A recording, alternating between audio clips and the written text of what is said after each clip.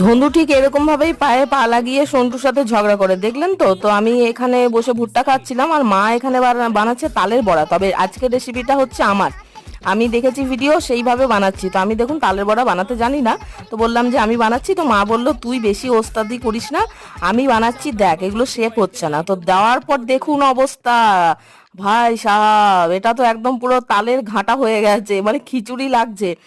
এরকম যে কেন হলো বুঝতে পারছি না। আমি রেসিপিটা তো ঠিকই রেখেছিলাম, আমার বুদ্ধিতে মা চলতে গিয়ে মায়ের এই তালের বড়া সব নষ্ট, তেলটা নষ্ট। আমার যে কি খারাপ লাগছে, মা পুরো রেগে বোম হয়ে আছে। মা বুঝতে পারছে না কি করবে, কারণ এতটা ব্যাটার করা হয়েছে তালের বড়ার জন্য, দিয়ে যদি এটা নষ্ট হয়ে যায় তাহলে তো খুব মুশকিল। এটা আবার কি করা যাবে না করা যাবে সেটাও বুঝতে পারছি না, কতটা তেলও নষ্ট হয়েছে। তো মা বললো যে দেখ আমি এবার একটা জিনিস অ্যাড করে তারপর দিচ্ছি, তো দেখা যাক যদি ভালো হয় তালের বড়াগুলো, তাহলে রেসিপিটা আপনাদের সাথে শেয়ার করব।